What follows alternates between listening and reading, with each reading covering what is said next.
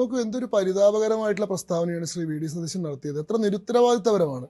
സംസ്ഥാനത്തിന്റെ പ്രതിപക്ഷ നേതാവിന്റെ സ്ഥാനത്തിരിക്കുന്ന ഒരാള് അദ്ദേഹത്തിന്റെ കയ്യിൽ അത്തരത്തിൽ സ്ഫോടനാത്മകമായിട്ടുള്ള ഇത്തരത്തിൽ ഗൗരവകരമായിട്ടുള്ള ഒരു ക്രിമിനൽ കേസിനെ പറ്റിയിട്ടുള്ള വിവരം ഉണ്ടെങ്കിൽ അത് വെച്ചിട്ട് അദ്ദേഹം രാഷ്ട്രീയ പ്രതിയോഗികളെ വെല്ലുവിളിക്കുകയാണോ വേണ്ടത്?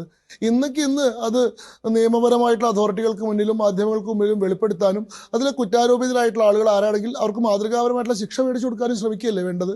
അദ്ദേഹത്തിന് എന്തെങ്കിലും തന്റെ സ്ഥാനത്തോട് ഗൗരവകരമായിട്ടുള്ള ഉത്തരവാദിത്വം ഉണ്ടെങ്കിൽ അദ്ദേഹം ഇത് വെച്ചിട്ട് CPM-നെയും BJP-നെയും വെല്ലുവിളിക്കുകയല്ല ചെയ്യേണ്ടിയിരുന്നത്. അദ്ദേഹത്തിന്റെ കയ്യിൽ ആ വിവരം കിട്ടിയ നിമിഷത്തിൽ, അദ്ദേഹത്തിനോട് ആരെങ്കിലും അങ്ങനെ ഒരു വെളിപ്പെടുത്തൽ നടത്തിയ നിമിഷത്തിൽ അത് പുറത്തു കൊണ്ടുവരുവാൻ വേണ്ടിയിരുന്നു. രാഹുൽ മാങ്കൂട്ടത്തിന്റെ കാര്യത്തിൽ അദ്ദേഹം ചെയ്ത് ഇതല്ലേ. ഇദ്ദേഹത്തിന് എത്രയോ വർഷങ്ങൾക്ക് മുമ്പ് ഇതുമായി ബന്ധപ്പെട്ട പരാതി കിട്ടി. ആ പരാതിയിൽ ഒരു നടപടിയെടുക്കാതെ മകനെ പോലെ സംരക്ഷിക്കുകയും അദ്ദേഹത്തെ തെരഞ്ഞെടുപ്പിൽ കൊണ്ടു നിർത്തി മത്സരിപ്പിക്കുകയും അദ്ദേഹത്തെ വിജയിപ്പിക്കുകയും അദ്ദേഹത്തെ MLA എന്ന് പറയുന്നൊരു അധികാര സ്ഥാനത്തിലേക്ക് എത്തിക്കുകയും ആ അധികാരം ഉപയോഗിച്ചുകൊണ്ട് കൂടുതൽ ഇരകളെ സൃഷ്ടിക്കാനുള്ള അവസരം നൽകി കൊടുക്കുകയാണ് ചെയ്തിട്ടുള്ളത്. ഒരു സീരിയൽ ആയിട്ടുള്ള പീഡന പരാതികൾ, അതിൽ തന്നെ ഒന്നിലേറെ ഇരകളെ ഗർഭഛിദ്രത്തിന് പ്രേരിപ്പിച്ചു. ഇത് ഒരു ഒഫൻസോ 2 ഒഫൻസോ അല്ല, കേരളത്തിന് മുമ്പിൽ വന്നത് 9 10 ഒഫൻസാണ്.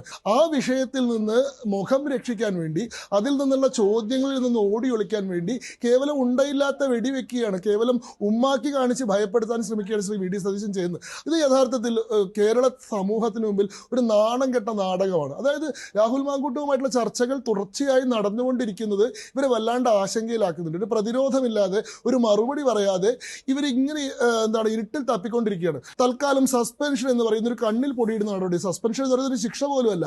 നമ്മുടെ നിയമം തന്നെ കൃത്യമായിട്ട് പറയുന്നുണ്ട്, suspension is not a punishment. അന്വേഷണ കാലയളവിൽ തൽക്കാലം മാറ്റി നിർത്തുക മാത്രമാണ് ചെയ്യുന്നത്. അതുകൊണ്ട് എന്തെങ്കിലും പെർമനന്റ് ആയിട്ടുള്ള ഡാമേജ് ഒരാൾക്ക് ഉണ്ടാവുന്നില്ല. അദ്ദേഹത്തിന്റെ അധികാരവും അദ്ദേഹത്തിന്റെ സ്ഥാനവും പദവിയും എല്ലാം നിലനിൽക്കുന്നുണ്ട്. തൽക്കാലം ഞങ്ങൾ എന്തോ ചെയ്തു എന്ന് വരുത്തി തീർക്കാൻ വേണ്ടിയിട്ടുള്ള ഒരു ഗിമ്മിക്ക് മാത്രം നടത്തി. അപ്പൊ KPCC ഒരു നടപടി എടുത്തിട്ടുണ്ടോ എന്ന് ചോദിച്ചു കഴിഞ്ഞാൽ, ഒരു നടപടി എടുത്തു എന്ന പ്രതീതി ജനിപ്പിക്കാൻ ശ്രമിച്ചിട്ടുണ്ട്. വലിയൊരു നടപടിയാണ് അത് എന്ന് ചില നിരീക്ഷകന്മാരെ വെച്ചുകൊണ്ട് പൊതുസമൂഹത്തെ തെറ്റിദ്ധരിപ്പിക്കാനുള്ള വലിയ ശ്രമം നടത്തുന്നുണ്ട്. എന്നാൽ അക്ഷരാർത്ഥത്തിൽ ആവശ്യമായിട്ടുള്ള നടപടി എടുത്തിട്ടുണ്ടോ എന്ന് വെച്ച് കഴിഞ്ഞാൽ എടുത്തിട്ടില്ല എന്നുള്ളതാണ് ആ കാര്യത്തിലുള്ള എൻ്റെ ഉത്തരം.